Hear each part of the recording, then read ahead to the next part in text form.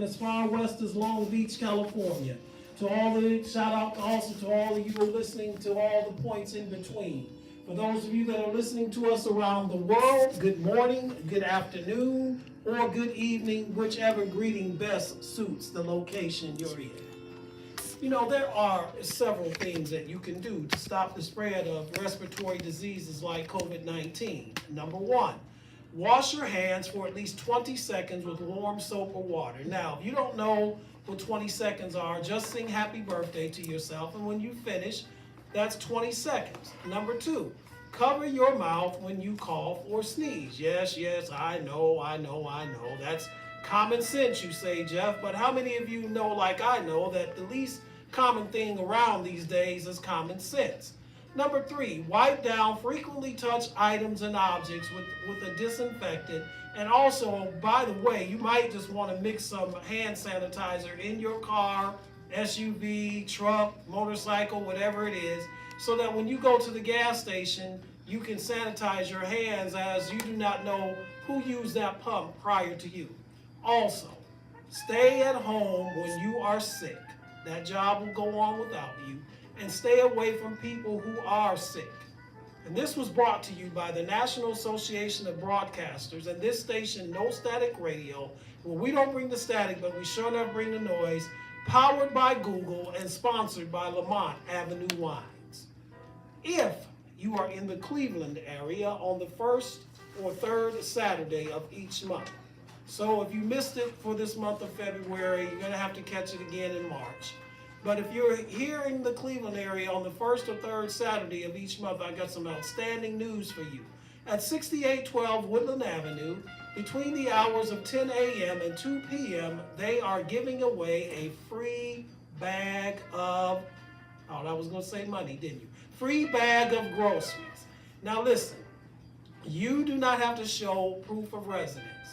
You don't have to show proof of income.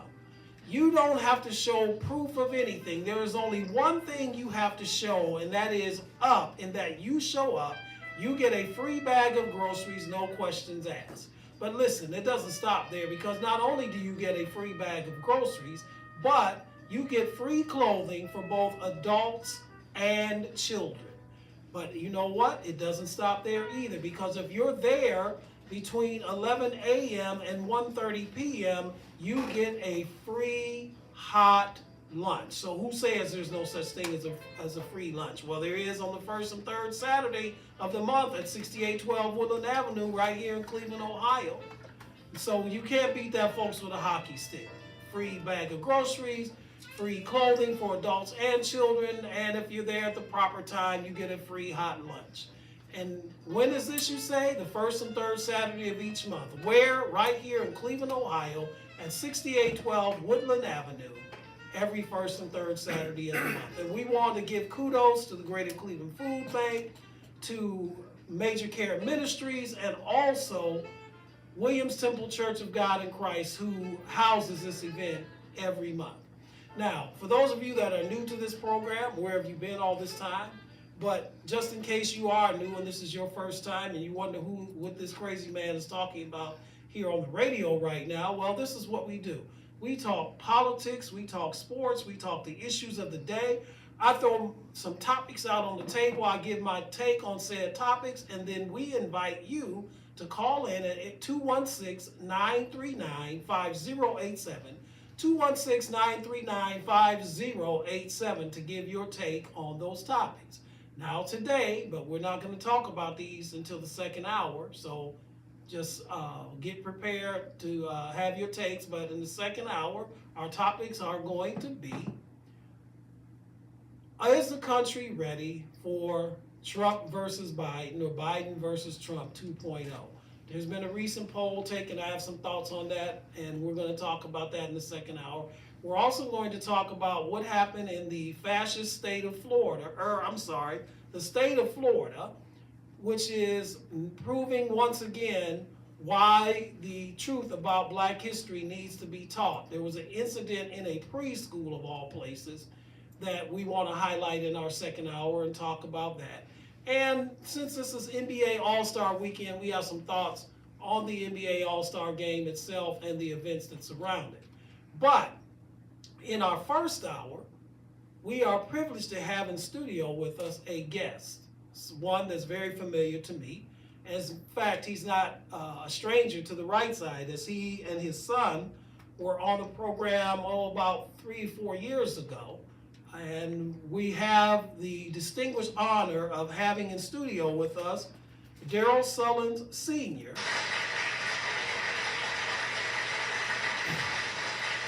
who has co-authored a best-selling book called Elite Martial Artists, let me do it again, who's co-authored a book, I couldn't read my own writing, you all, Elite Martial Artists in America, Secrets to Life, Leadership, and Business. And so we have Darrell here in studio with us, and we want to welcome you once again, Darrell, to No Static Radio and to the right side.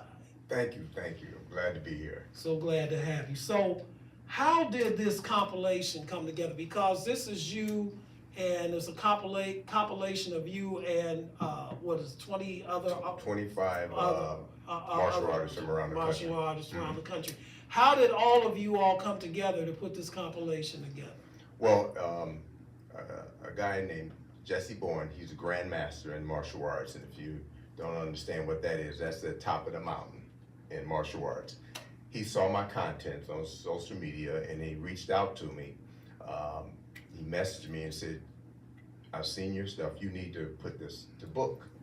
And I'm thinking, I don't know anything about writing a book. And so what I do, I conduct martial arts seminars, teaching and instructing individuals how to compete internationally, like the Olympic style fighting, because I'm a former member of the United States Pan American team and the United States World team, won a gold medal in 1981 with Ken Ferguson, Billy Blanks, Toki Hill, Michael Sledge, and Gino McCulley. Okay. And he reached out to me, and I'm doing a seminar, and one of the instructors from that karate school said, you need to put your stuff in the book. I said, I don't know anything about the book.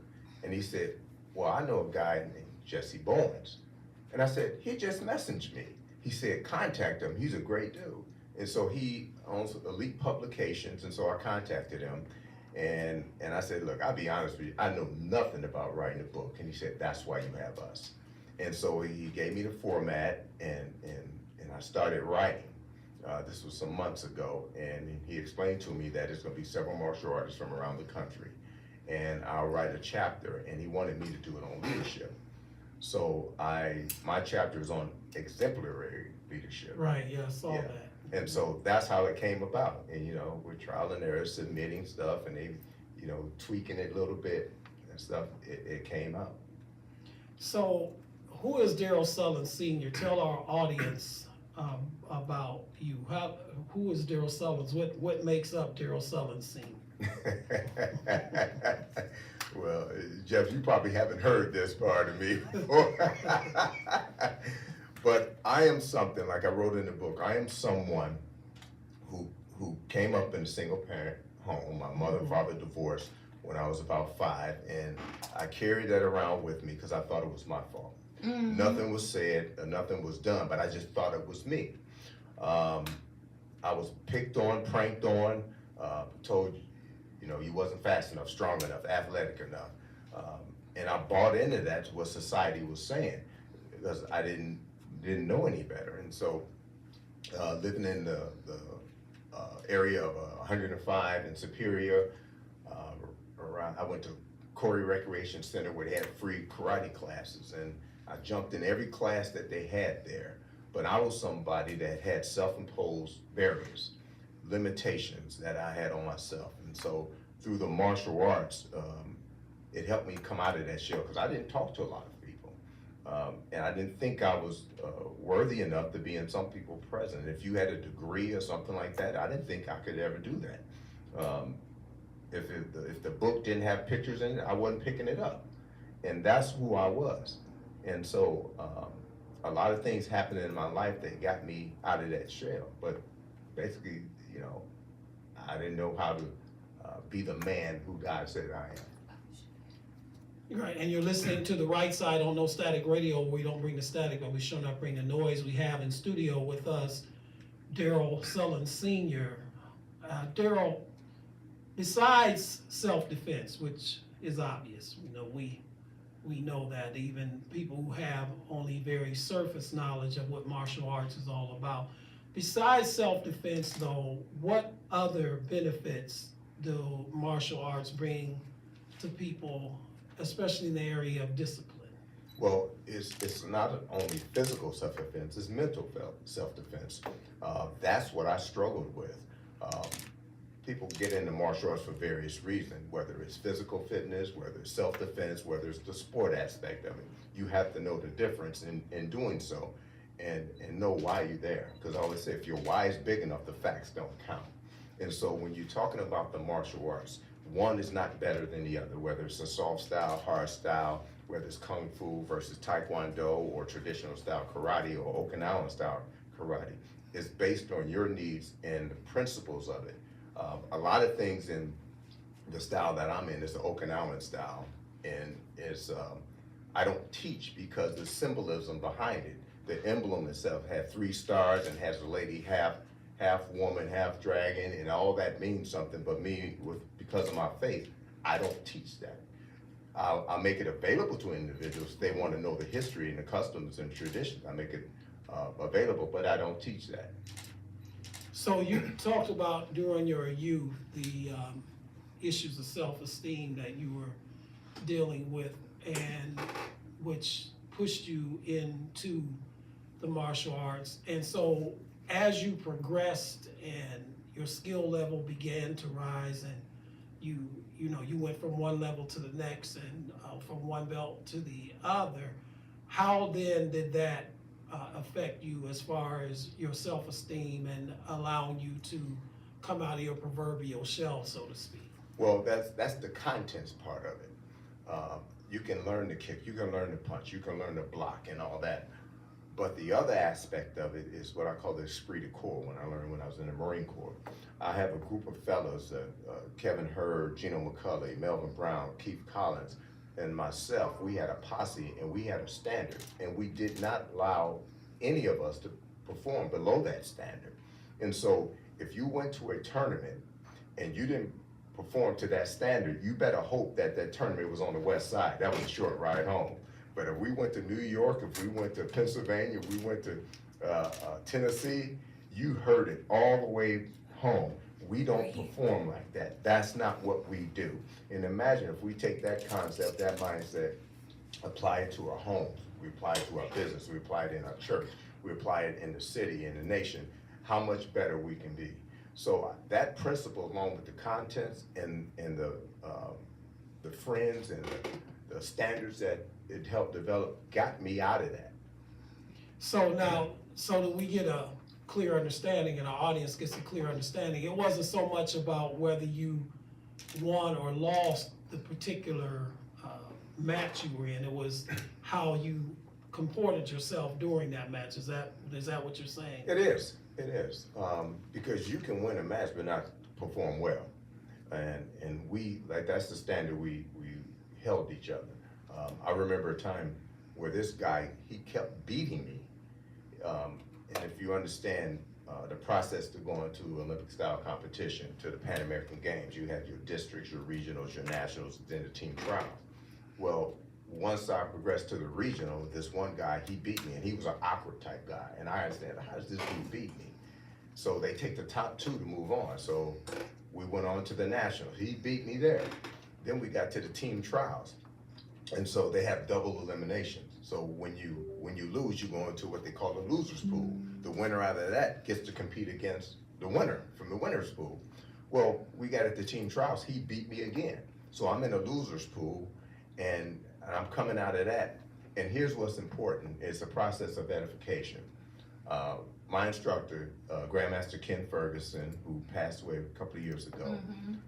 Yes, and I interject for 1 second. For those of you who do not know, and especially if you're not here in the Cleveland area, he was a very giant of a person in the Cleveland area, especially on the southeast side of Cleveland in the Lee Harvard area, where he had a school, had just just made a major impact on the community. I'm sorry, go ahead, Darrell, I didn't mean to interrupt. And so what he did, and here's a process of education that I learned. Say, Jeff, if I have you come to speak, and I said, Jeff, he's the host of No Static Radio, it's heard around the country, and he's the man, he's the guy on the top of the mountain, and then, you know, people come to hear you. And say my son said, well, Dad, well, how do you set up and the microphones and do that? Even though I know the answer, I won't answer him. I will bring him over to you and say, Jeff, my son has a question, and I allow him to answer the question. And then you'll answer the question, and then there's a transfer of edification. Then you'll say, listen to him, your dad, he knows what he's doing. Kenny did that for me at the team trials. This guy who beat me had no business beating me. What he did, he went to a coach named Noah Smith. He was the coach since 1975 on the US team. Kenny said, what is he doing? And he said, tell him to come over here. So I went over and he looked at me, he said, he has no business beating you. He said, you have those long legs, use them. And I never thought of it before. So I did a front kick, follow over a reverse punch. I beat the guy. Now we both had one loss. We had to fight for the team trials championship. I beat him again.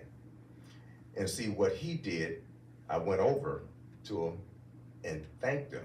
Kenny allows somebody else to instruct me. You know, if you got kids, you can tell them all day, don't do this or do this, and they don't listen to you. And somebody come over and tell them something, it's a new revelation. The same thing with a different voice. Right. And so Noah Smith said, listen to your instructor. He know what he's doing. So he transferred the edification. And that's a principle that this book, you'll find throughout the book. It's broken up in 3 chapters, in 3 phases. Secrets of Life, Business, and Leadership. And so there's something for everybody in there. And so I say use it as a workbook. You know, read a piece of it, get the principles or the perspective, and then build upon that, talk about it, learn it, and then put it to practice. If you have any questions for our guests, you can call in at 216-939-5087, 216-939-5087. Darrell, I want to ask you, I'm going to get to your chapter in just a minute, but I want to ask you this. What are some of the myths and misconceptions that surround the martial arts that you've seen? People say, are your hands registered? Myth.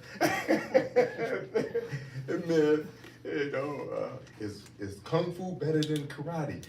Do you think you can beat Bruce Lee? You know, well, although Bruce Lee inspired me by watching the movies and looking back at his films, but it was a lot more people who I can touch, who I've seen.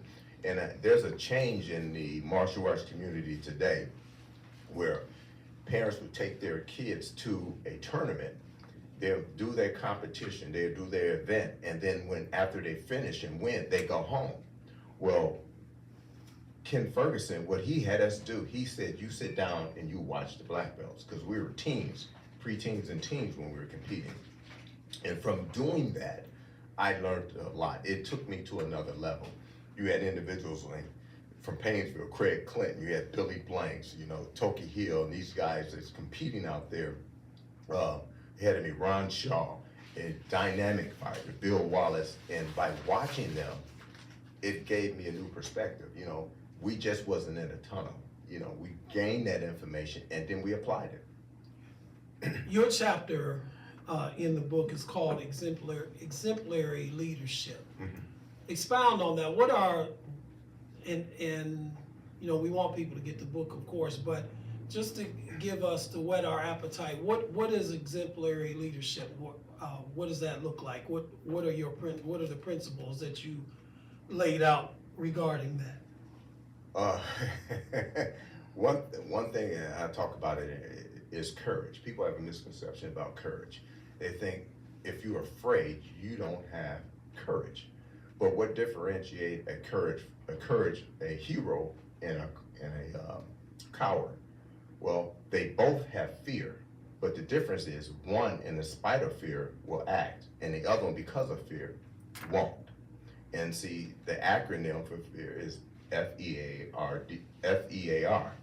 Face everything and run, or face everything and rise.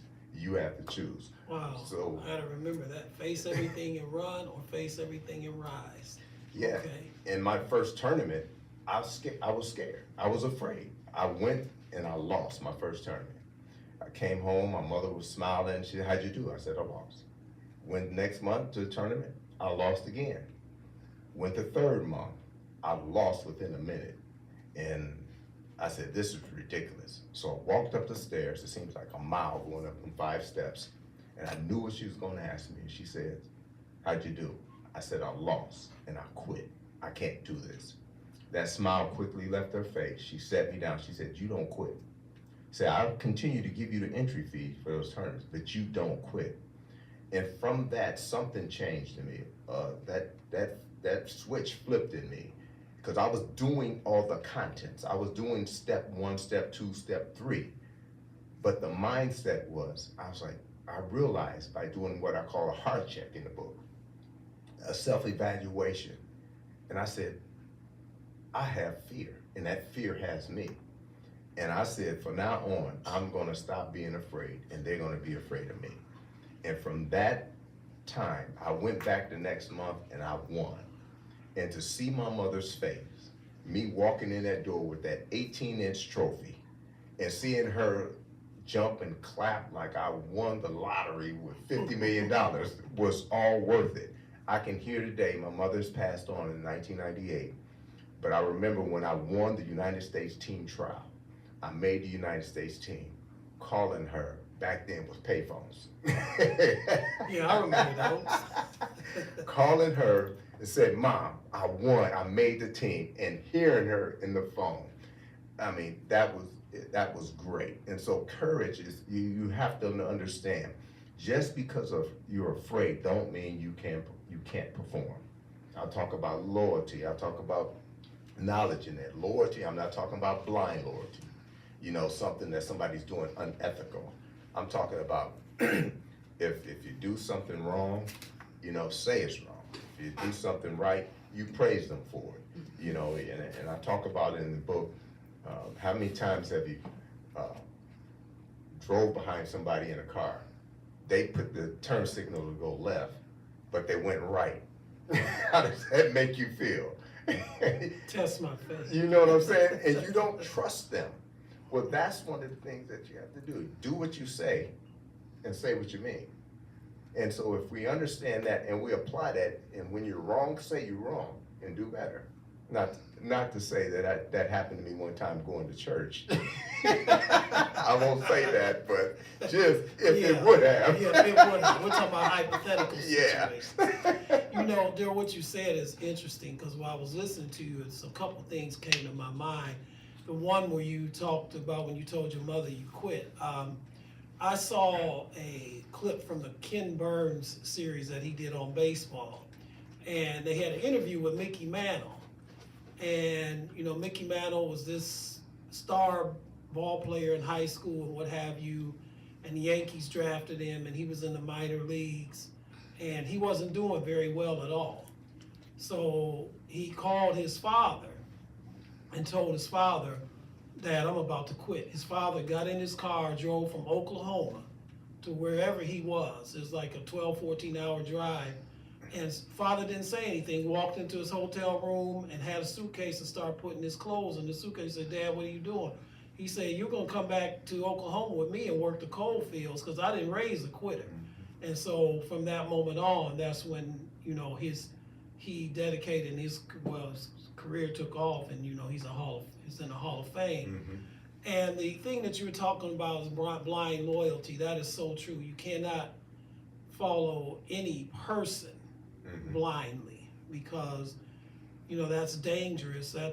That's how things like Jonestown and Branch Davidians and things like David Koresh and those kinds of individuals, when you follow them blindly, it can end up with very tragic results. Mm-hmm. So how then do you merge your faith and your faith walk, your belief in Christ?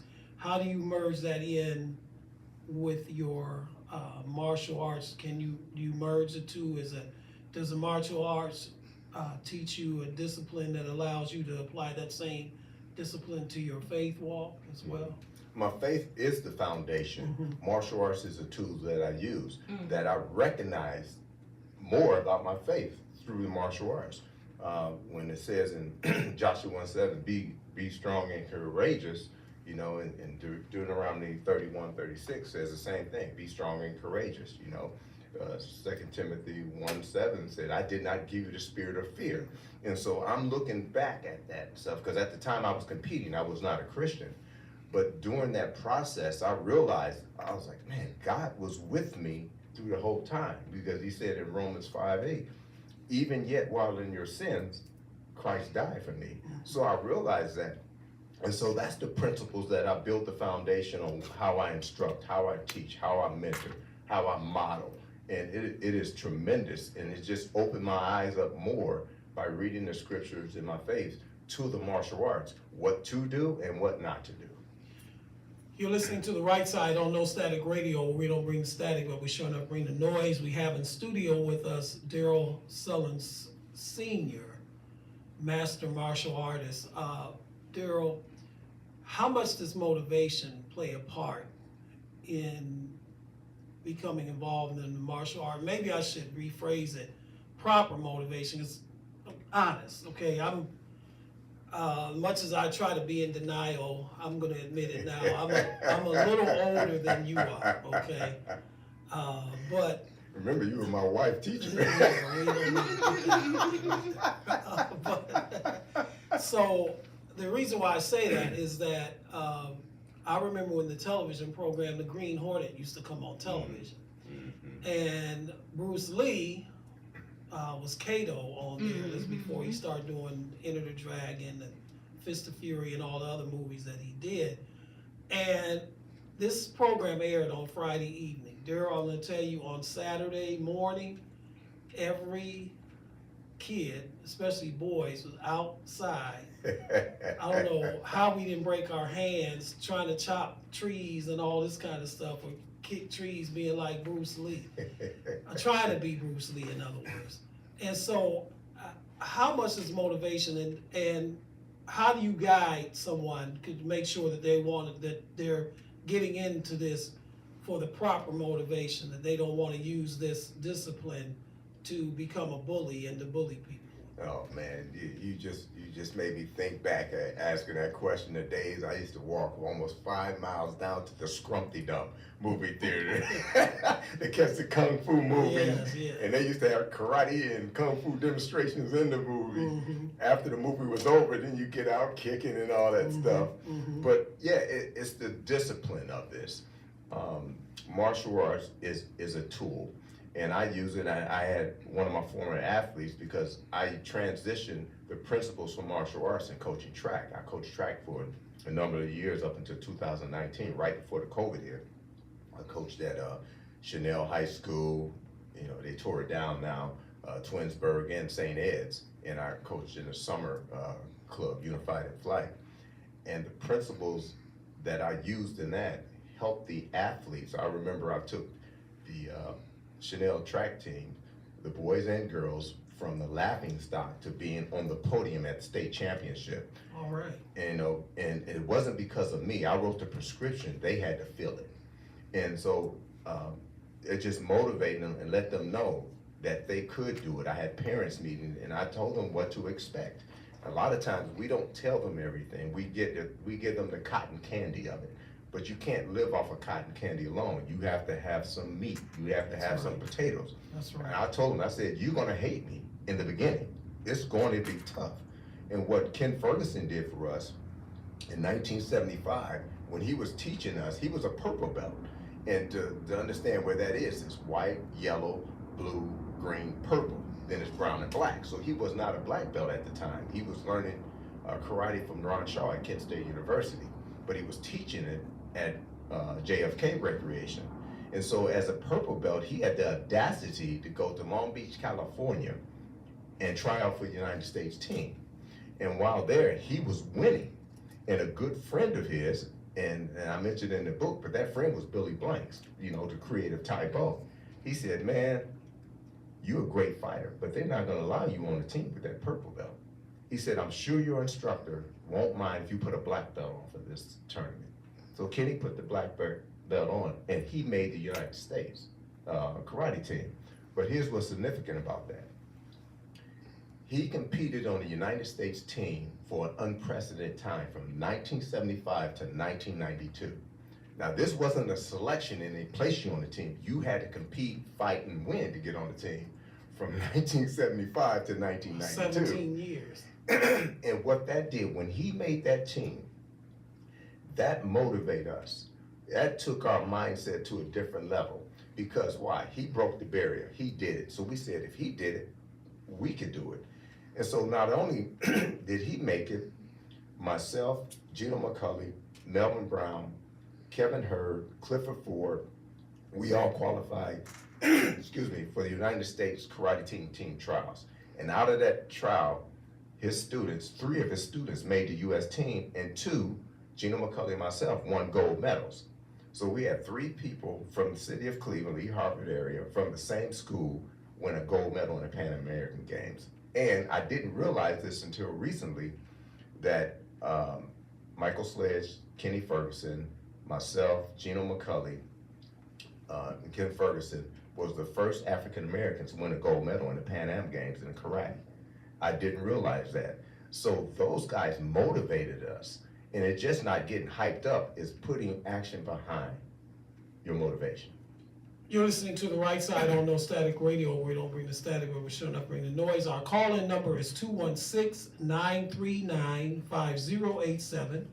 216-939-5087. We have in studio with us Darrell Sullins Sr. Darrell, for someone who, I won't even say I'm a novice, because a novice is one who practices, but they're not, quite at the level yet. So as an outsider, can you briefly explain to me and our listening audience, what are the is there subtle differences? I won't ask you to go through all of the martial arts, but are there what are the subtle differences, say, between karate and kung fu, for example?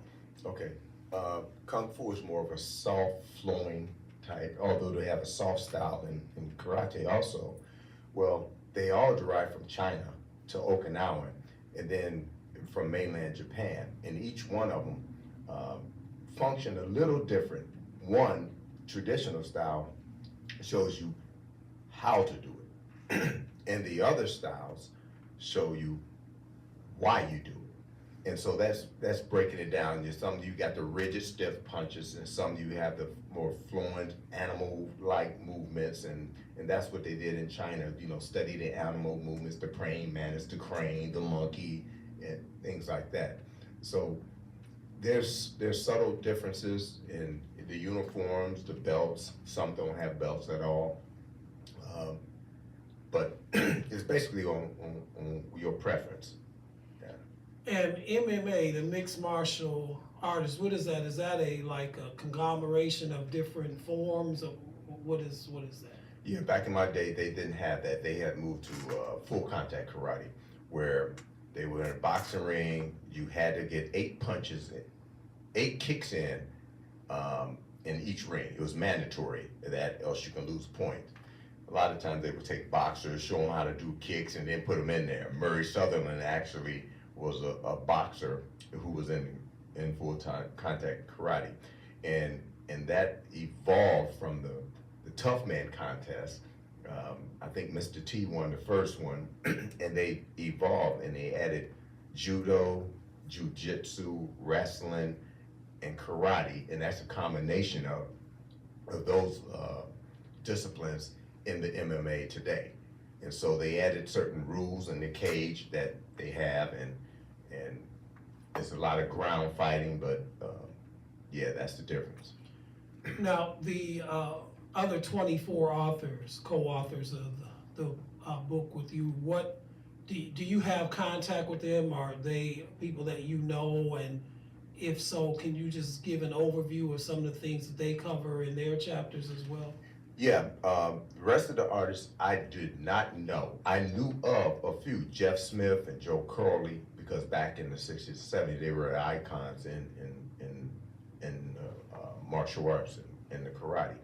But I myself is going through the book, reading the other chapters of the authors, and it's phenomenal because there's a lady in California who's a black belt, and her name's Amanda, and she used the martial arts to help special needs people. And it really never dawned on me that, and I'm glad I was a part of the project because my daughter has a cognitive learning disability, although she's not into karate, but it made me realize the principles that I taught her in running track, because she was in a Christian school and they said she'll never talk, run, or act like the other kids. She won't be able to do that. And I know through track and field, she was able to do it. And matter of fact, she won in the meet the 200 and 400, and she was MVP of a meet. So I didn't allow that to affect me. There's a person in there, Kevin, he's also from California. His martial arts helped them as a financial expert. You know, the principles in that. You got Jeff Smith. Jeff Smith, he taught all his students, his black belts, when you get a karate school, you don't lease it, you own it. He put in the place of what Ray Kroc did. Ray Kroc learned that it wasn't the hamburger, it was the land that it was on. Right. So he's a multimillionaire from karate doing that. So there's just some of the things that's in the book that's phenomenal. Jesse Bowens, who is on the Elite publication. Yes. Yeah, he's in North Carolina, and what he did, his story is pretty similar to mine. He almost quit karate, but he's a grand master today, and he's a multimillionaire applying the business principles that's talked about in the book. So, you know, that's amazing to think that you can take a art that was created for self-defense, basically, and take the disciplines and the practices that you learn from that art and put it into practice, say, like in something outside of that, like you said, just the business aspect of it, and turn that into a multi-million-dollar business without throwing one punch or one kick. Hey, because you realize you get knocked down in karate, you get knocked down in business. What it's not about getting knocked down, is getting up, and how you get up, and then what you do after that. You know what you're gonna do, and I always tell a story sometimes about a guy who's sitting on the porch in his rocking chair, and he got a dog on his side, and this dog he's howling and stuff. The guy said, "Hey man, what's wrong with your dog?" He said, "He's laying on a nail." He said, "Why don't he get off?" He said, "It ain't hurting bad enough." He was like, "Hey, you know, we complain about stuff. We get knocked down. We have things happen to us and stuff. We complain about it, but we're not doing anything about it. Why? Because we're laying there on the nail. And if it hurts bad enough, we'll move." And that's the process that I learned and put in place in the martial arts, through the martial arts. Even in my teaching in the church, I look back and I was like, well, I didn't learn this from the martial arts. That came from scripture, and I'm applying it in the martial arts, which got me out of my shell, because God knew one day that I'll be teaching and sharing Christ with people and stuff. I never thought I would be doing that today. If you had asked me, Jeff, if I would be reading the Bible, teaching the Bible, teaching people karate, standing in front, giving talks and keynote, speeches and stuff, I would say you crazy. Even doing this, and you, as you mentioned, just in passing, but you were in the Marine Corps, so you went to the Marine Corps after you had begun your study in the martial arts, correct? So then the discipline you learned from martial arts, I'm sure that, I won't say easy, because there's nothing easy about boot camp, but I guess that made that transition maybe a lot less stressful than what it normally would have been had you not had that background. And I will say you're wrong. I went to United States Marine Corps boot camp. Man, it was something else. And when you go in, you have to answer the question, have you ever been outside the country? And I said, yes, United States Karate Team.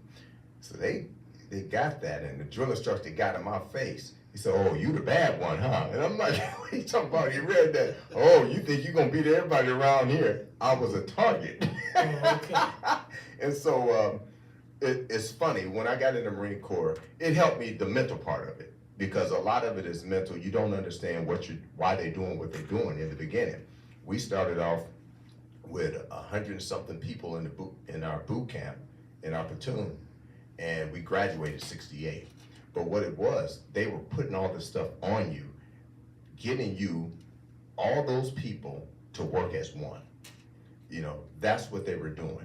And I remember when I went to Okinawa, Japan, I chose Okinawa because that's where the style that I studied began. Mm-hmm. And so I get over there and I found out that the Marine Corps had a karate team. So what do? I look for who's the coach of the team. And then I looked around and I found him. And so I went and found a guy, he's a sergeant. And I said, Sergeant, my name is Lance Corporal Darrell Sullins. I just arrived on the island. I understand you have a karate team. I want to know if there's any tryouts or practices or whatever. That dude looked me up and down like I had a third eye in the middle of my forehead and said, we have all we need. And I was like, yeah, but you don't understand. He was like, Lance Corporal. He pulled rank on me. He said, we have all we need. I said, okay. So 2 months later, it happened. Posted all around the base, island-wide karate tournament. It's the most prestigious tournament at that time on the island. Fighters came from Guam, Philippines, all over to compete in that tournament. So I entered the tournament. And so on that day, I won Grand Champion, the Outstanding Technique Award, in heavyweight division. But here's the kicker. Guess who was sitting at the awards table when I went up there? The sergeant. Mr. We have all we need. And let's just say a spot opened up on the team for me. I wonder how that happened. He just happened to have a spot. Real quick, the Okinawa style, and I know it's a movie and what have you, but it's just popped in my mind. The movie Karate Kid. Is so that style, what he was showing, is that just theatrics? Is that just Hollywood, or was there some reality in that style that he was teaching him? Is that Okinawa style? Well, yeah, it's the method in which you would, the wax on, the wax off. I remember Matrell Green, he was about 35 at the time, older than most of the students. And I'm teaching him to do a front kick, follow up with a reverse punch, with a punch. And it was awkward. And he was like, man, why do you have me doing this? He didn't understand. And when he got in the tournament, he found himself doing that. He ended up becoming city champ. And so he said, now I understand. And he called it wax on, wax off. Okay. So it's breaking down the movements and the techniques that an individual can relate and understand to help them perform it better. Two last questions, Darrell. We're almost at the end of our hour here. But this being Black History Month, are there any giants or people that once you got into it that you looked up to? I know you mentioned Billy Blanks. I know you mentioned Ken Ferguson. Were there any other Black martial artists, giants that you kind of looked up to as you were getting into the practice? Oh yeah, you had Tom the Puppet. He was also one of the coaches on the team. You're talking about a giant in the martial arts. He passed a number of years ago, and his techniques and his methods of executing was phenomenal. You had Ron Shaw, you had Johnny Lee, Monster Man Eddie. These guys was in the Karate Illustrated magazines. These magazines, Black Belt magazine, and I never forget. And my son blew it up for me. He had a picture of me that came out of the Karate Illustrated magazine. And I said, I'm in the magazine with these guys, right? Wow. And Jim Kelly, was he one also? Yeah, Jim Kelly was not competing at the time in my area. He had stopped. He was doing movies there. But Jim Kelly, Ron Van Cleef, those guys, those were giants. And you looked at them and looked at their work and the way they executed their techniques and stuff. And I learned from Ken Ferguson that don't change anything unless I talk to him, because you try to do everything he said in the movies and you can get jacked up, You don't realize that stuff on stage and choreographed. Exactly. Yeah. Exactly. So Darrell, people want to get a copy of the book. How can they get it? You can go to SULLNET impact.com. That's my website. You can get a copy there. If you go there and get it, you'll get it. My name and pictures on the back with a little bit of my bio on the back. Or you can go to Amazon and get the book, but it won't have my bio on the back. It'll be on the inside, but it won't be on the back. But that's the way to get it. You can look me up at Darrell Sullins Sr. on YouTube. I have actual videos of me teaching, and it has me on there, clips of me when I was competing. That's on there, or nonegations.com. Okay, and is it in bookstores also, or it is just you get it the way you just do? Yeah, you get it through either Amazon or my website. Okay. And if you go on my website, I'll sign it for you. Okay, so there you go. Go on the website, he'll sign the book for you. Well, listen, Darrell, thank you so much. It was very enlightening here, and you know, I wish you the best. Are you still competing? You see this gray here on my top. Well, actually, no, I get in the ring and I do learn by doing seminars. But the Masters, Pan American Masters Games is in Cleveland 2024. I'm not saying I'm going to compete because my wife would be, but I'll probably go to it. Let's say that. Okay, yeah, we want to keep peace in the home. You know, I don't want to eat beans and Wheaties for a week. Oh, okay. Well, thank you so much, Darrell. We're gonna end on that note. You've been listening to an interview with Darrell Sullins, Senior, a karate master, and again, the title of the book is Elite Martial Artists: Secrets to Life, Leadership, and Business.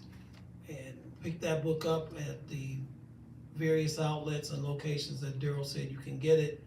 And even if you're not into the martial arts and all of that, there's things in there that, as he showed you and illustrated here in this interview, there's things in there that you can apply to your everyday life, where you may not be a black belt in karate or kung fu or jiu-jitsu, whatever the particular martial art that the author of that chapter is expert in, but you can be a black belt in life. So pick it up. We'll be right back with you at the second hour of our show, where we will be talking about Biden versus Trump 2.0. Is that what America wants? We'll be talking about why Black history, the truth about Black history, continues to need to be taught, and our thoughts on this year's NBA All-Star Game. Be back with you after this music and these messages. Thanks, man. That was cool. That's cool. Yeah,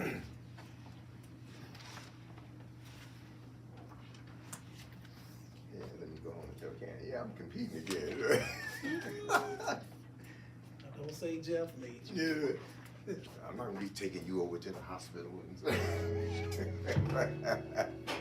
can tell her that. Just don't say Jeff said. You see that call, you gonna ignore that call.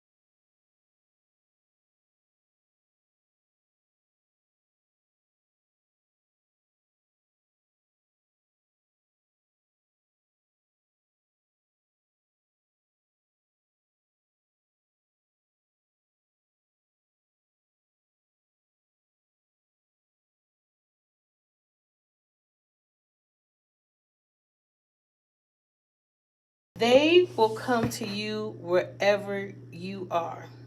It's 24 hours a day, 7 days a week.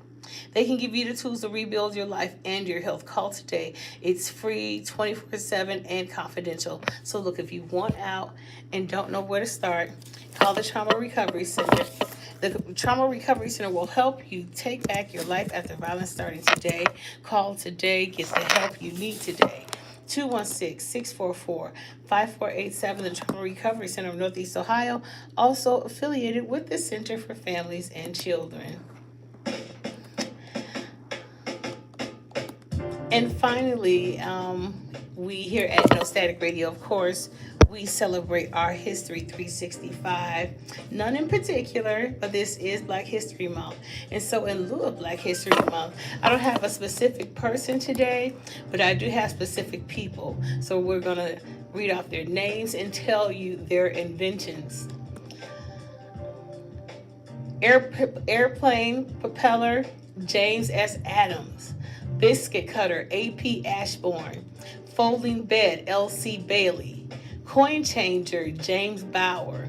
Rotary machine and car coupler, Andrew J. Beard. Letterbox, G.E. Beckett. Stainless steel pads, Alfred Benjamin. Torpedo discharger, H. Bradbury. Disposable syringe, Phil Brooks. Home security system, Marie Brown. Corn planter and cotton planter, Henry Blair. Ironing board, Sarah Boone. Street sweeper, C.B. Brooks. Horse bridle and bit bridle, L.F. Brown. The horseshoe, Oscar E. Brown. Lawnmower, John Bird. Typewriter, Burridge and Marshman. And when I read off two different last names, either they were either siblings or cousins. The typewriter, did I say typewriter? Burridge and Marshman. Train alarm, R.A. Butler. Image converter, and for radiation detector, G.O. Carruthers. For peanut butter, paints and stains, lotions and soaps, G.O.W. Carver. Automatic fish reel, George Cook. Ice cream mold, A.L. Crail. Printing press, W.A. Lavellet.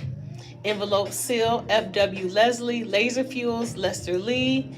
Pressure cooker, Maurice W. Lee. Window cleaner, A.L. Lewis. Pencil sharpener, Tom J. Marshall. Lock, W.A. Martin. Shoe lasting machine, Jane Metzegler. Lubricators, Elijah McCoy. Rocket catapult, Huff McDonald. Elevator, Alexander Miles. For the gas mask and the traffic signal, Garrett Morgan. Hairbrush, Lydia Newman. Heating furnace, Alice H. Parker. Airship, the blimp, J.F. Pickering. Folding chair, Purdy and Saguar. Hand stamp and the fountain pen, W.B. Purvis. Dustpan, I.P. Ray. Insect destroyer gun, A.C. Richardson. Baby bug, W.H. Richardson. Sugar refinement, Norbert Relo. Clothes dryer, G.T. Sampson. Cell phone, Henry Sampson. Pressing comb, Walter Sammons. Curtain rod, S.R. Scranton. And the lawn sprinkler, J.W. Smith. And as I say every single week, Google, Google. Listen, it's no secret that there's a lot of people, not just our culture, that are not interested in picking up a book. But if you're not going to pick up a book, there's Google. You guys, this is Decisive with the right side. And now back to Jeff Doggett. Thank you, Marie. You know, just to expound on just a couple of people that she named, Elijah McCoy. Yes. His product was so good that when people would try to imitate or duplicate it, the vendors would ask for those who wanted to purchase, is this the real McCoy? That's where that term, the real McCoy, came from. Yes. That this was the real McCoy. Yes. His product and his invention. And Garrett Morgan, Yes. the inventor of the gas mask, which was prominently used during World War I, and then also the street light, was born and raised right here in Cleveland, Ohio, where we are today. So, and the other thing too, and I don't remember the name of the person you just said, but that invented the street sweeper. Yes. Thought it was ironic. I had the privilege on yesterday of going to a charter school here in the Cleveland area in Warrensville Heights and speaking to a group of kindergartners to third graders. So naturally I had to adjust how I normally do things with Black History with them. And the one thing that I talked about with them, I asked them, what do you want to be when you grow up? And the kids had various answers, from a dancer to a fireman to a doctor, a lawyer. And one little boy said, I want to be Martin Luther King Jr. So that really struck me, because I said that was so on point, because what I went there to talk to them about was a speech that Dr. King gave here in Cleveland, Ohio in 1967 at Glenville High School, where he talked about striving always to be the best that you can possibly be. And he said in that speech, he says that if it falls in your lot in life to be a street sweeper, and then I did not know until just now that the inventor of a street sweeper was a Black man. If it falls in your lot to be a street sweeper, sweep streets like Michelangelo painted pictures, sweep streets like Shakespeare wrote poetry, sweep streets like Beethoven composed music. Do your job and do it so well that all the hosts of heaven and earth will have to pause and say, there lived a great street sweeper who did his job well. And so I shared that with the kids on yesterday, not knowing until just now that the inventor of the street sweeper was a Black man. So there you have it. And we do Black History not here just in February, but here on the right side we do Black History 12 months out of the year. There was a poll, recent poll taken by the Washington Post and ABC, a Washington Post ABC poll. And let me introduce this first and why I'm talking about this, because we're soon going to be into the election season for the presidential election, even though the actual election doesn't take place until next year, 2024. But you're going to start seeing candidates starting to declare. You've already had some declare already: Donald Trump, Nikki Haley on the Republican side, and there's rumors about others who are mulling a run. And then it's assumed that President Biden is going to run for a second term.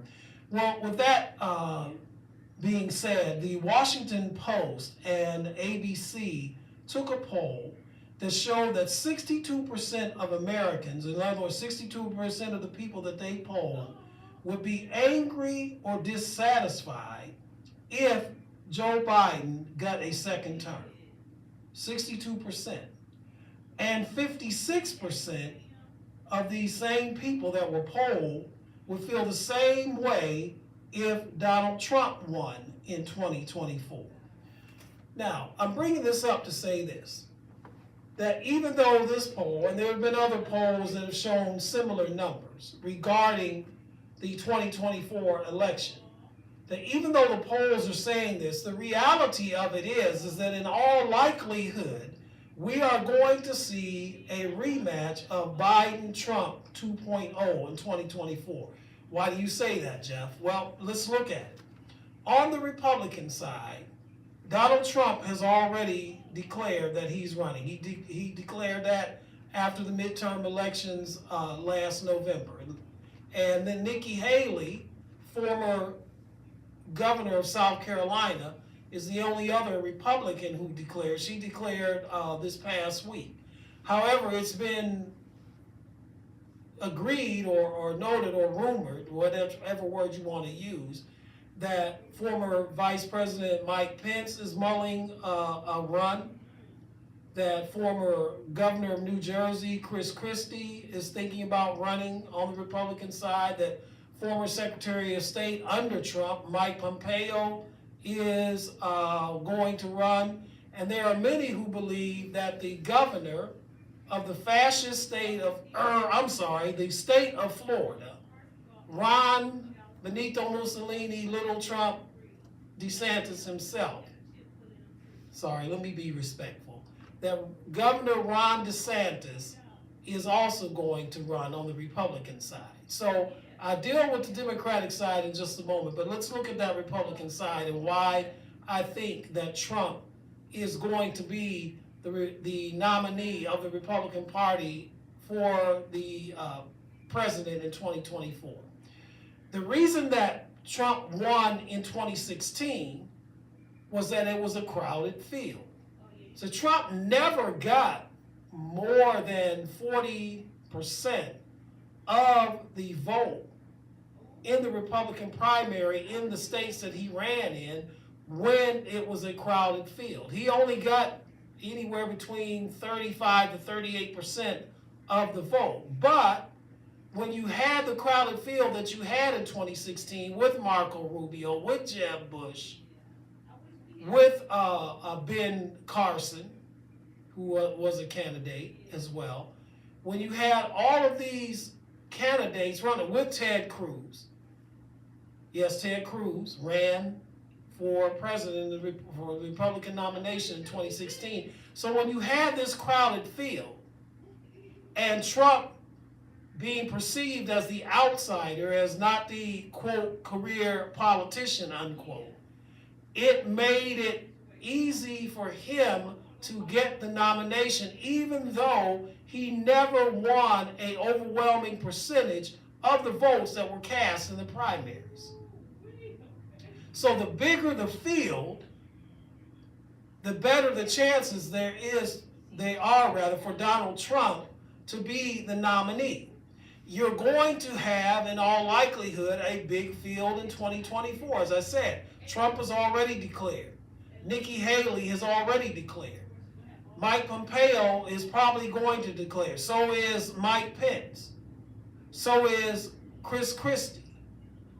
So is Governor Asa Hutchinson of Arkansas, because he wants to be the basic, what do you call, moderate, if you will, Republican, the alternative to the crazy MAGA types of Trump.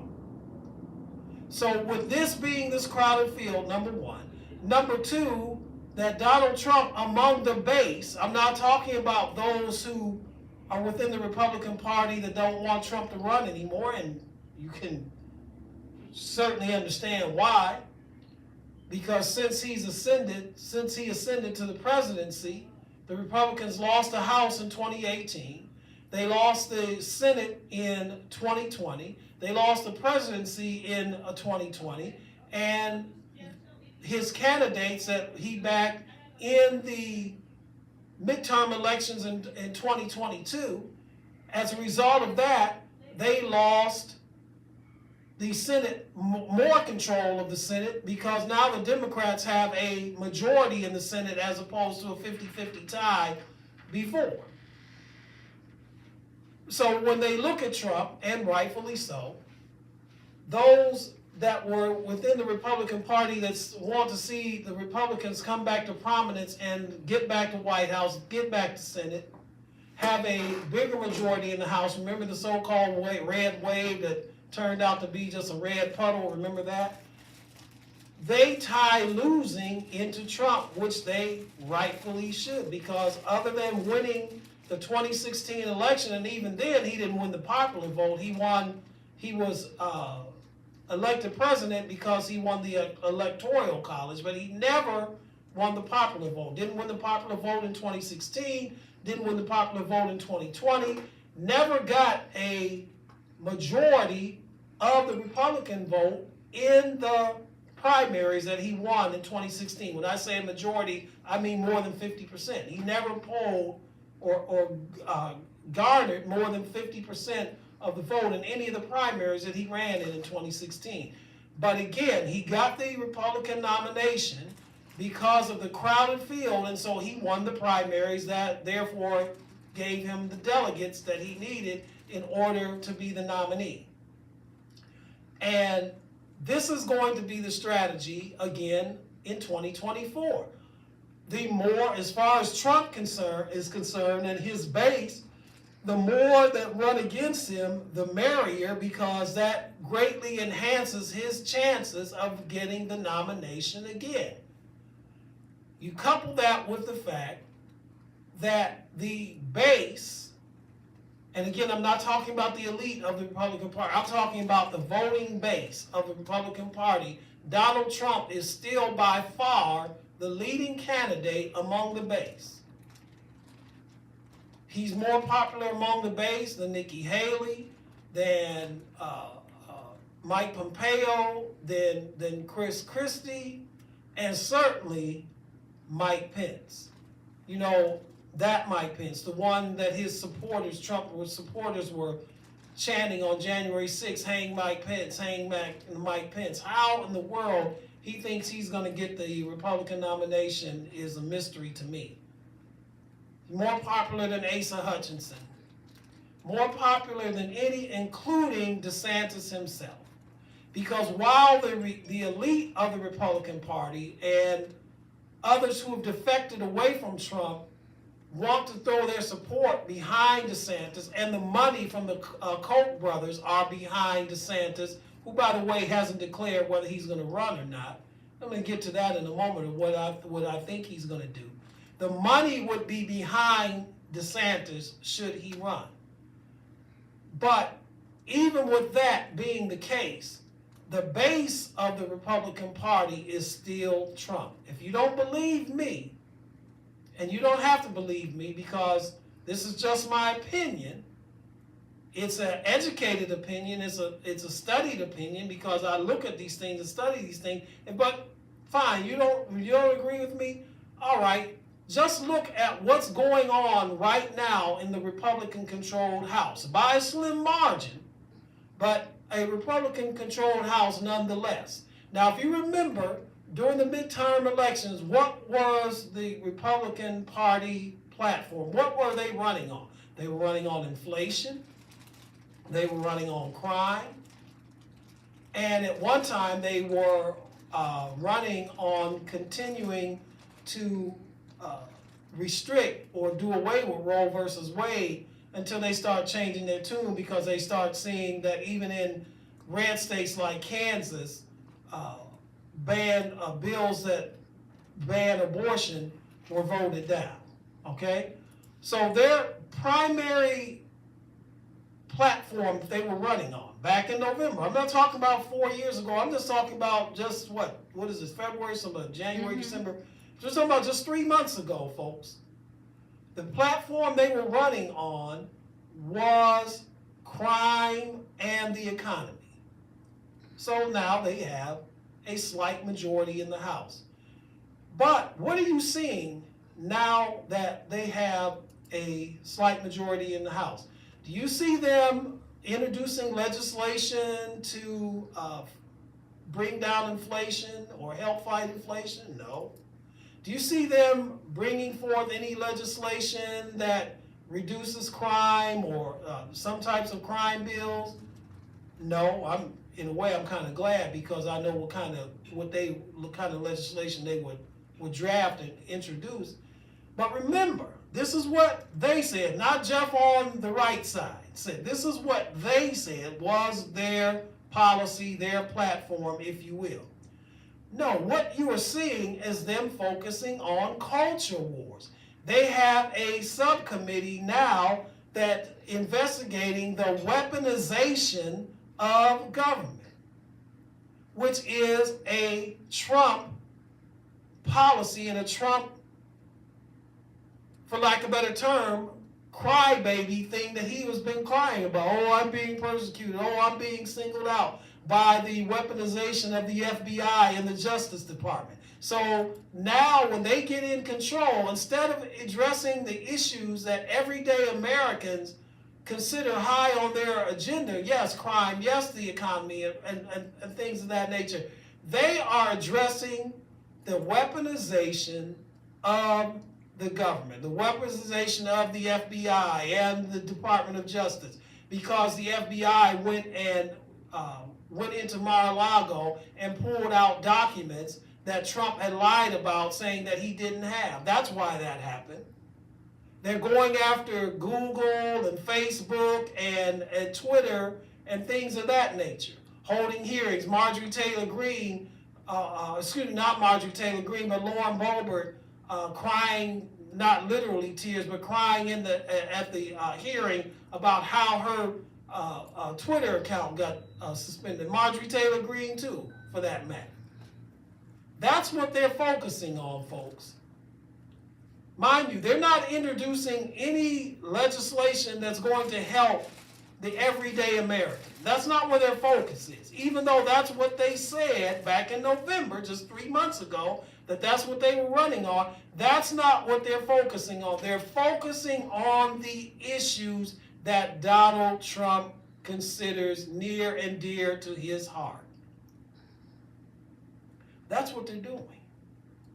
And so this is why, despite what you hear some Republicans saying about,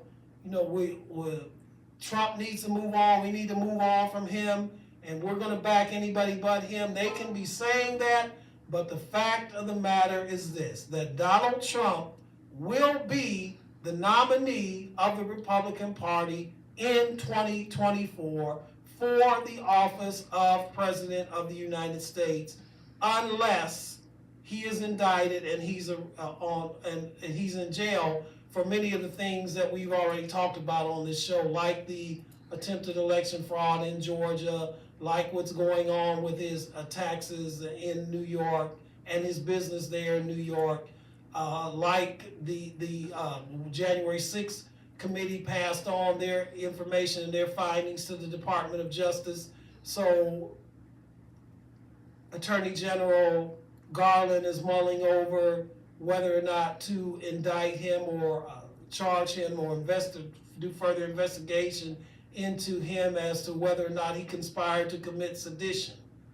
If Donald Trump is not in jail, or if Donald Trump is not under indictment preventing him from running for president, Donald Trump will be the Republican nominee in 2024 for the reasons that I just said to you. There'll be a crowded Republican primary, and while he may not get more than 50% of the vote once again in that crowded primary, he is going to get the majority of vote over the other candidates. That's the Republican side. Mind you, this poll and others, this is just one poll I'm citing. There have been other polls as well. Mind you, this poll says that 62% of the people that they polled, said that they would be angry or dissatisfied if Joe Biden was reelected in 24, and 56% of those same people polled said that they would be angry or dissatisfied if Donald Trump was elected in 2024. So that's the Republican side. What about the Democratic side? Well, Joe Biden has had a successful term. You think about it. He has delivered on most of the things that he ran on. He said that if he ran, that he was going to appoint a black woman to the Supreme Court if a Supreme Court justice position came open under his term. And of course we knew he did. He said that he was going to appoint women and people of color to open federal judicial seats, and he has. He's done that. He said that he was going to introduce, that he wanted legislation to fix the infrastructure here in this country. That has happened. He said that he was going to be able to create jobs through his policies. That has happened. The unemployment rate in this country is at its lowest point since 1969. He said that he was going to reduce student loan debt. He has attempted to do that. Now, could he do more? Yes, he could.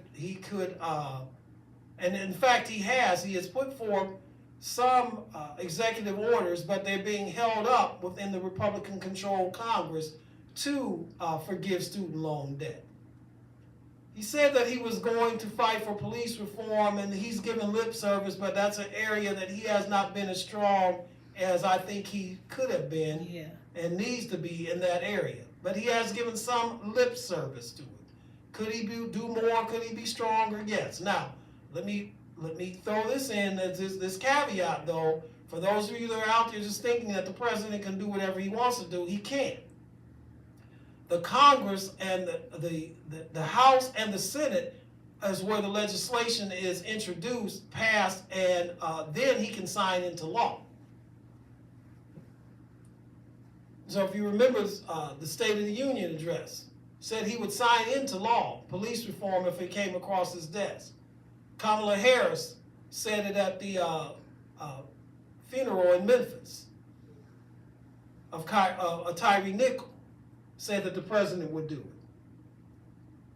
So there's some things that he cannot do that you think that he can do just because he's president. He cannot do police reform by executive order. This has to be, and plus you don't want him to do it by executive order anyway, because what will happen is when he's no longer in office and someone else would come in from that has an opposing view, they can get rid of that. No, you want this signed into law.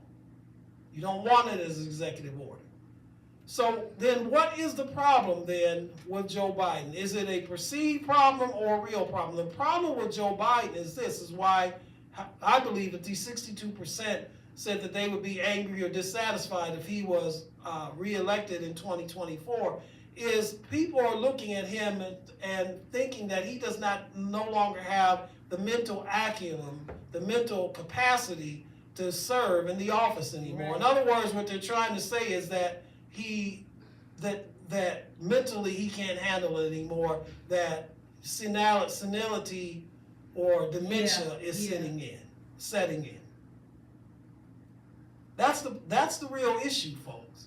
However, what I saw at the state, especially at the State of the Union address, what I've been seeing since after the State of the Union address, when he's been out on the stump, going to Florida, going to other places across this country, and promoting what he talked about in the State of the Union address, I don't see a man with a feeble mind.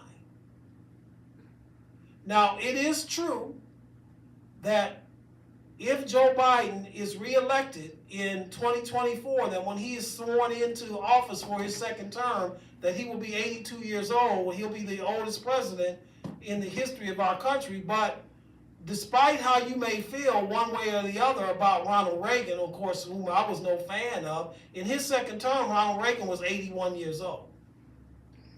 And some of these same people that I see talking about Joe Biden being feeble-minded, I didn't hear any of them saying that same thing back in the 80s when Reagan was president. Wonder why. Joe Biden, if he decides to run, and he has not declared that he is going to run, but that just seems to be just a matter of time that he is going to do it, will be the Democratic nominee for the reasons that I stated and more. The only way a incumbent president gets opposed by somebody in his party, I mean a serious threat. I'm not talking about a candidate that really has no chance at all. But the only time that you see a sitting president challenged by somebody in his party, and I say his because we've never had a female president, but challenged by somebody in their party is when there is a perception by those in the party that president, that candidate is weak. And even though the polls are saying this, really, if somebody was going to run against Biden as a Democrat, what would they run against him on? They can't run against him on infrastructure because he's come through on infrastructure. They can't run against him on the student loan debt because he's taken measures to try to forgive that. What issue would they run against him on? As I said, the employment rate, the unemployment rate is at its lowest in almost 50 years. As a matter of fact, past 50 years. This is lowest since 1969. That was 54 years ago. And then you have to ask yourself, who would run? Let's just say, for argument's sake, Joe Biden decides that for whatever reason he's not going to seek a second term, which I think he is. But just for argument's sake, if he decided that he was not going to seek the second term, then the question would be, who would the Democrats run that will really have a chance to beat Trump? Wouldn't be Kamala Harris. Kamala Harris is not even perceived very strongly among those within the party for whatever reason, which, you know, we can go into that. That's a whole nother show. Mm-hmm. If you look around, Cory Booker, no. Pete Buttigieg, the Secretary of Transportation, okay, there's a couple of reasons why Pete Buttigieg would not beat Trump or DeSantis in a general election. Here's why. Number one, if you look at the transportation industry over the last couple of years, when you look at the debacle that we had just a couple of months ago with Southwest Airlines, the debacle we've had with the airline industry in general, the train derailment here in Ohio, and things of that nature, those are all going to be, if Pete Buttigieg were a candidate for president, his opponent would lay that on his doorstep. Okay, and then he would have to explain his way or try to get around that to appeal to the voters. But there's another reason, and what I believe is the main reason why Pete Buttigieg would never be elected. Well, I won't say never, but wouldn't win in 2024. And it's as simple as this. Let's just keep it real, people. America is not going to elect in 2024. Now, I don't know about 28 or 32 or 36 or 40 or and on. But at this time, at this stage, where this country is right now, the United States of America is not going to elect an openly gay man as president of the United States. It's not going to happen. Well, what do you mean, Jeff? There's equal rights now. Gay marriage is, they have Marriage Equality Act and all that's been passed, et cetera, et cetera. What do you mean? Folks, trust me, stop deluding yourself. This country is not going to elect an openly gay man as president. It's not going to happen. He won't even get the support within the black community that Joe Biden got. Because what people don't realize that in the black community, people think that the black community is liberal and progressive and all of this, but the black community on a lot of issues is very conservative. And this is one. So that eliminates Pete Buttigieg. And so if you look around the country, Joe Biden is almost the candidate by default. See, I'm not critical of him like others are. I'm not one who is saying, well, he's too old, he's too feeble-minded and what have you. I had some concerns, but what I've seen over the last few months or so has allayed those concerns. The only person that I could see as a Democrat, should Joe Biden decide not to run, the only individual that I could see right now that is electable, that in my opinion could defeat either Trump or DeSantis, is Gavin Newsom, who is the governor of the state of California. He survived a recall attempt. He governs the largest state in this country, population-wise. He has a stellar record. He's just centrist enough where he won't turn off people who will say he's too left-leaning. And yet he's progressive enough that progressives would vote for him. He is one that could hold on to Georgia. Because the rest of the South, you might as well forget. I don't care who the Democrats run. they're not going to win Texas, they're not going to win Oklahoma, they're not going to win Arkansas, they're not going to win Tennessee, Mississippi, North and South Carolina, Florida, Alabama. Georgia stands alone. Georgia, and we will see if that trend continues, if Georgia will continue to be a purple state. So that's how I see it here. So despite what the poll says, despite the fact that 62% of these people polled in this Washington Post ABC poll showed that they would be angry or dissatisfied if Joe Biden was reelected in 2024, and despite the 56% who said the same thing about Trump if he were elected in 2024, it's my opinion that you're going to get Trump-Biden 2.0, which also, in my opinion, and I know it's early, this is only February of 23, so we're more than a year and a half away from the presidential election in November of next year. But the way I see it right now, early handicapper, if you will, that should this come to pass, should Biden-Trump 2.0 come to pass, it'll be the same result as it was in 2020. I don't believe that people will sit on the sideline and not go out and vote with Donald Trump in the election.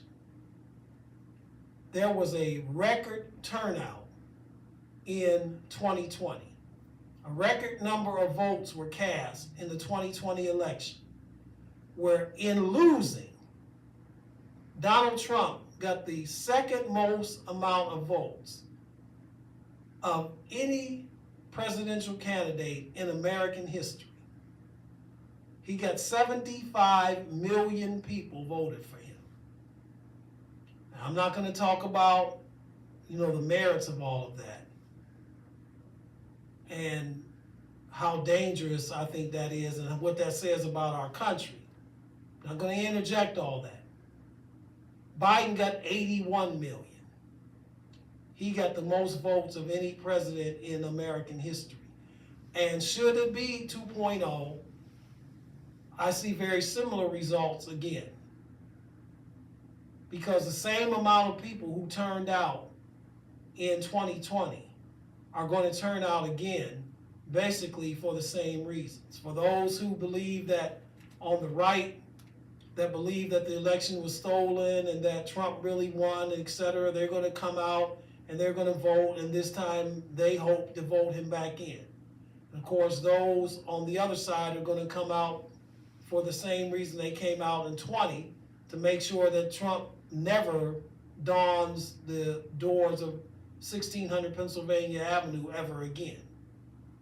Oh, well, before I get to that, I don't believe that Ron DeSantis, because that's the person that's being propped up as the one who can defeat Trump in the Republican primary and can beat Biden in the general election. I don't believe that DeSantis is going to run this year. I really don't. I think that he is going to stay on as governor of the fascist state of Florida. Mm-hmm.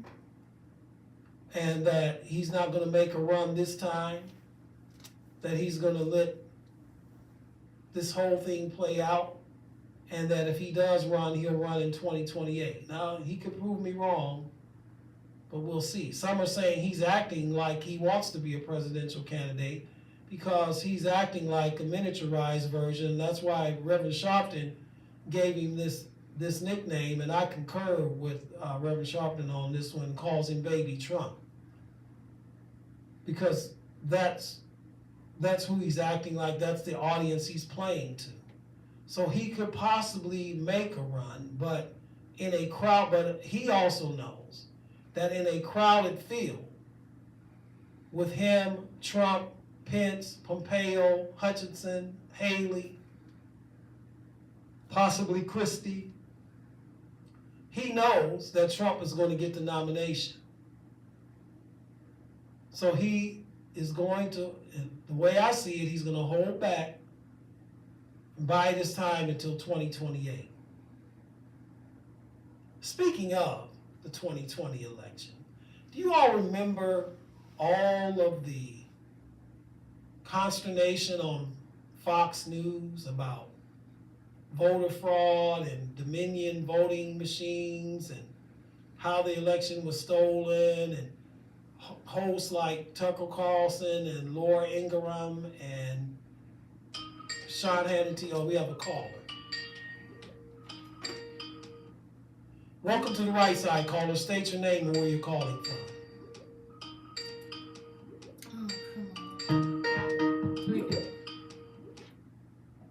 Welcome to the Right Side, caller. State your name and where you're calling from. Yes, good afternoon, Jeff. My name is Sean, and I'm calling from Cleveland, Ohio. Hello, And I Sean. like your show is excellent again, the first segment and the second segment. Thank But you. there's a question on this political piece you're discussing. Biden, Trump 2.0. And if we look at the ticket, are we assuming that it's Biden and Harris again? Oof. And are we looking at Trump, Haley, or Trump and another female? And with reference to DeSantis, I'm going to semi-agree with it. It depends on how much money he raises, but more importantly, the Florida State Legislative Body passed a law just for him. Because in the state of Florida, prior to this law, if an executive officer ran for another seat, he would have to resign. They changed the law where DeSantis can stay in office even if he loses, even while he's running. So he has nothing to lose by getting in the race. He puts his name out there. So what DeSantis is facing right now, he's not raising a ton of money as baby Trump. So I think, again, based upon Biden's age and his most recent physical, which came back pretty good, we have to consider who is going to be that second placeholder as the VP for either candidate. Well, to answer your question, I don't see him ejecting Vice President Harris from the ticket. The only way I see her not on the ticket is if she decides on her own for whatever reason to step down, which I don't see that either. So to answer that part of your question, I do believe it'll be Biden-Harris. Now, if Trump gets the Republican nomination the way I think he is, one of the reasons that Nikki Haley, Sean, might be running is that she might be doing now basically what Biden did in 2008. The reason that Barack Obama chose Biden as his running mate is that he noticed how Biden handled himself in the primaries and then during the debates when they were both running for the Democratic nomination in 2008, and he liked the way he handled himself there and put him on the ticket. So Nikki Haley may be doing, that might be her strategy, because I don't see there's any possibility of her getting the nomination, the Republican nomination for president. I mean, crazier things has happened. Nobody would, if you talked to me in 2015, I would have told you I don't see any way that Donald Trump would have got the Republican nomination in 2016, but yet he did. But I do believe that there will be a female on the ticket with Trump. Now, will it be Nikki Haley? I don't know. Will it be someone who is a MAGA type like him? And then you can be looking at the Marjorie Taylor Greens of the world, who she hinted at that anyway, that she would like to run with Trump. So that's a good question. I do see Biden-Harris again. Trump and a female. The question is, who will that female be? Well, if it's a female, he needs a female to do a checkmate to the vice president currently now. And that woman, quote unquote, would have to be sharper than Harris. The other thing is, or would Trump select a black man to be his running mate, to pull some of the so-called moderate, not only Republicans, but Democrats to vote for him? Because if the polls were correct in the last presidential race, percent had, I'm gonna say majority of the black male vote, but he pulled more black male voters than any other Republican had in history. So that's another interesting twist here. The other thing, and I think it has to really come into play here, Biden would be, we say 81, 82 when he ran.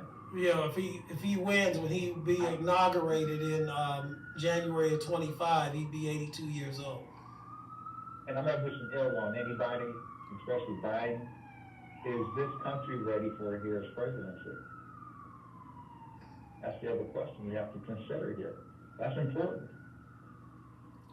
Now, if there's another vacancy on the Supreme Court, which there might be two, does Biden flip Harris to the court? And that's a possibility, Again, given her. you're not making fun of her and put a stronger candidate just in case. What do you? I've got my thoughts. I'm just curious. What do you think are, especially among Democrats? I'm not even talking so much among Republicans, especially MAGA types. We know what the issue with her is among MAGA type Republicans, but among Democrats, what do you think the issue is with Kamala Harris, where she doesn't have the overwhelming majority support of Democrats?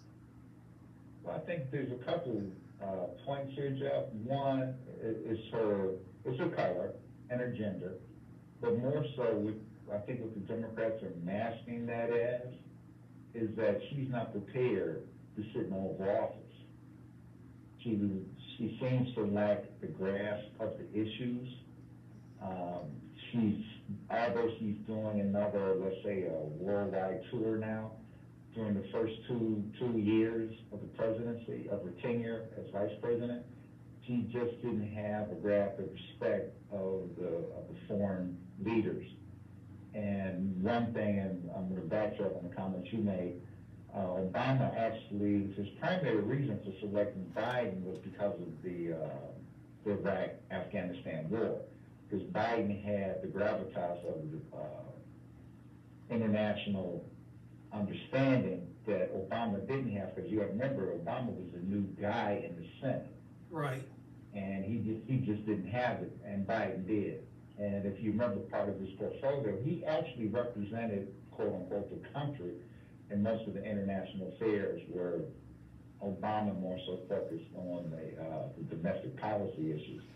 And, one of the things that's important here is that most candidates running for the Oval Office always run on domestic policy issues. Of course, so yes. Once elected, it turns into international affairs. Mm-hmm. And domestic policy becomes the second hiccup. The other thing that's important, since all of Congress would be up and half the Senate, if I remember the numbers correctly, I know all of Congress would be up. Is Biden going to be strong enough on top of the ticket to bring voters out to flip Congress back into Democratic hands, and is he strong enough to flip the Senate back into the Democratic hands? And one candidate I think we did mention, I agree with you on Gavin Newsom, the other one would be Brown from Ohio. Yeah, that's interesting. And they've asked Sherrod Brown before, would he ever consider running for president? He's always said, he's given the typical politician's answer that my concern is the people in the state of Ohio right now. I'm not even considering that. Or something to that nature. A different road. He's going to be in for a tough road this time. He's going to have a tough road. You're talking about Sherrod Brown? Sherrod Brown running for the Senate next year. He's going to have a tough road. Yeah, they're talking about Matt Dolan running against him. Well, yeah, Dolan is moderate enough to pull the numbers. And if Gibbons gets back in the race, that changes the whole dynamic again, because Dolan is not going to spend the family money. Gibbons spent $13 million of his own money just to run for the U.S. Senate last year. And if Vance comes out and endorses Gibbons, then I don't want to say it's over, but Brown's going to have a tough road to win the seat again. So he might be a viable candidate. Again, if Harris is slipped into the bench, the Supreme Court, Brown might end up being the VP, because he was also considered when Obama was running. But that's just a thought.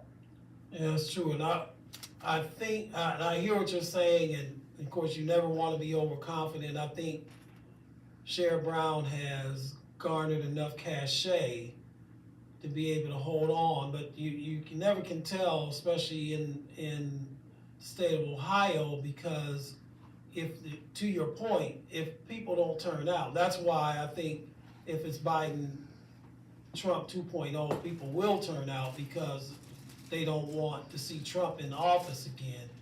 That can't do anything, in my opinion, but help those that are down ticket from Biden as well, because you're going to have that turnout. But, it remains to be seen, and that's an interesting thought. I never thought about would they flip Harris, would she want to go to the Supreme Court, how that would play with Biden among black voters, especially among black female voters too, who have been his largest voting bloc.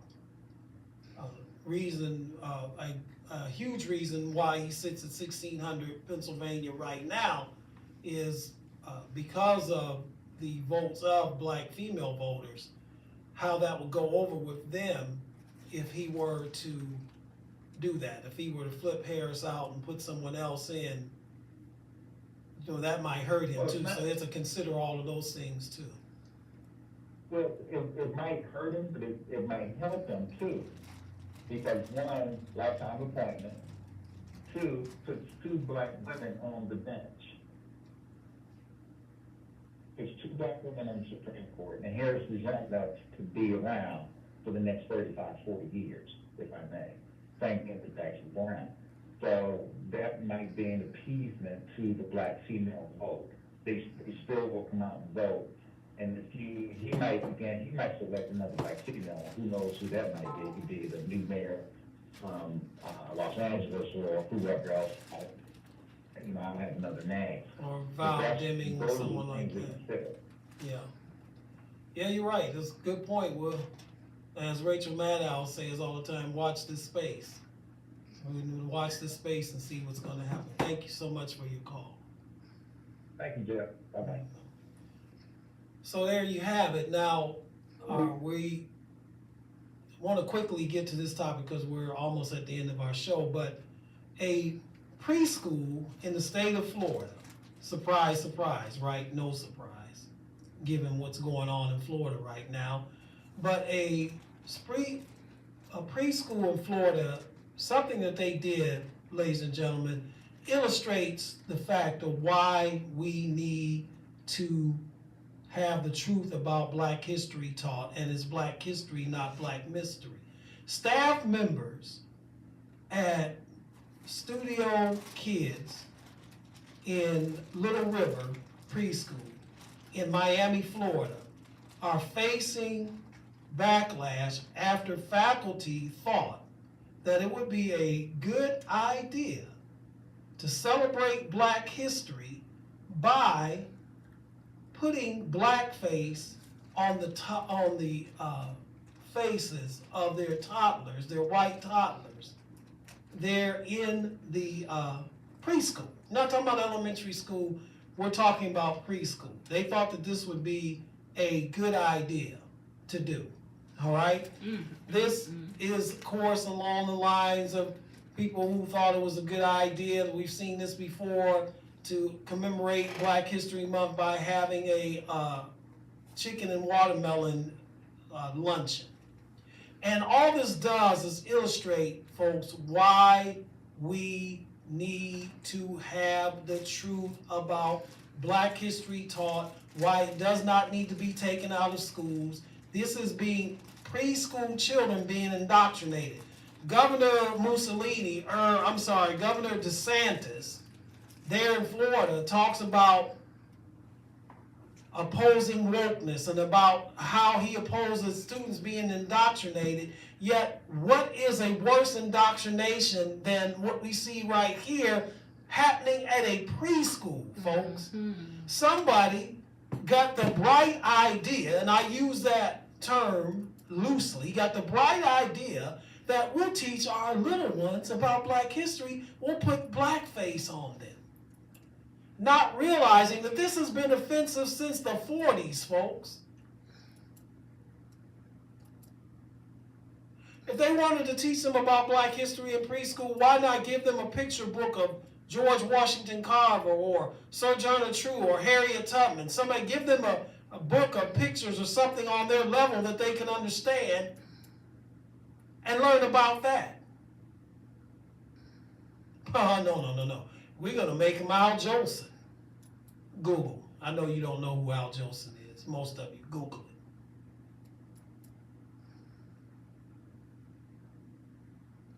And on the hypocrisy story of the week, and I was getting into this before we got the call, do you all know that all the time that Fox News was giving oxygen to the conspiracy theories that the election was stolen and the Dominion voting machines changed votes from from Trump to Biden, and Tucker Carlson and Laura Ingraham and Sean Hannity were getting on the air, giving oxygen to this, repeating this? Do you know that behind the scenes, that they knew that this was all bovine feces, and bovine is bull, and you know what feces is? That in the defamation suit, Dominion released, and it came out where group chats showed that Carlson, Ingraham, and Hannity were in agreement that these things weren't true, that it was BS, that Sidney Powell, the lawyer that they gave oxygen to on the air, was out of her mind, that Tucker Carlson himself said that Trump was a demonic force. All that came out. And this is the top story on CNN, MSNBC, on newspapers all across the country. But you know where it's not even being talked about? That's right, folks, on Fox News. People who view Fox News don't even know about this story. They don't even know about it. And the reason that they did it, the reason why they deliberately gave air and oxygen to lies that, oh, by the way, resulted in what we saw on January 6, 2021. You know, that little tourist adventure, in the words of Andrew Clyde, a representative from the state of Georgia, who that day of that tourist adventure was seen barricading the door so the tourists couldn't get in to the Senate, to the chambers of the House. You know why they did it? Why they allowed these lies and continue to give air and oxygen to it? Because they were losing viewers to Newsmax and One America Network, who were going along with the big lie. When Fox reported, they were the first ones to report. They called Arizona for Joe Biden on election night. And one of their hosts talked about how this whole steal of the election was false. Tucker Carlson fired off an email saying, you got to make them stop. Don't they realize this is costing us? Telling the truth is costing us. So they deliberately lied. They deliberately put people on the air who they knew were lying because of the bottom line. Because they didn't want to lose viewers. They didn't want to lose ratings. Because if you lose ratings, you lose sponsors. You lose sponsors, you lose money. So instead of being a reputable news organization, instead of operating in integrity, they rather operate in lies because of the bottom line.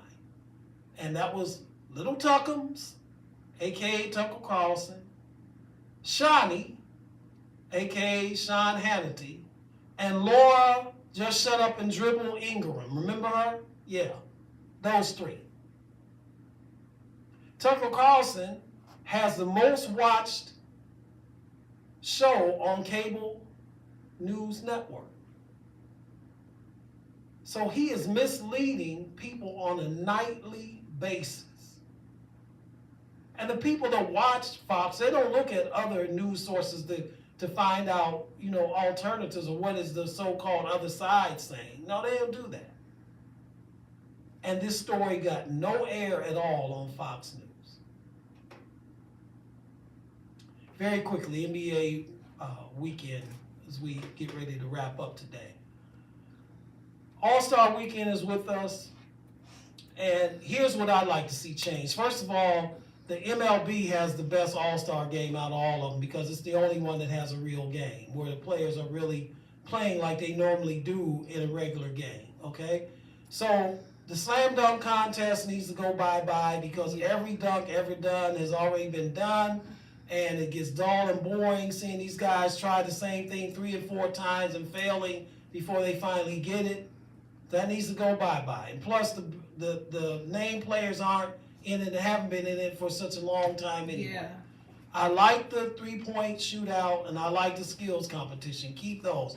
And for the game itself, man, forget all this Team LeBron and Team Giannis. Just go back to the East versus the West. Let's just do it that way. The game was a lot better then than it is now. The game itself is not even entertaining. I mean, the game itself for about 3 3/4 quarters are just long threes and alley-oops. And maybe the last part of the game, then they decide to play. Just go back to the East versus West. Get rid of the dunk contest, and you'll have a much better weekend, in my opinion.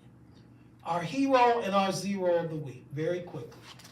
Our hero of the week is Senator John Fetterman from Pennsylvania. And the reason that he's our hero is that he publicly admitted that he suffers from clinical depression and he is getting treated. The reason why that's heroic, it just shows how far we've come, but we still got a long way to go because there was a senator from Missouri by the name of Thomas Eggleton who was the vice presidential candidate that was running with George McGovern in 1972.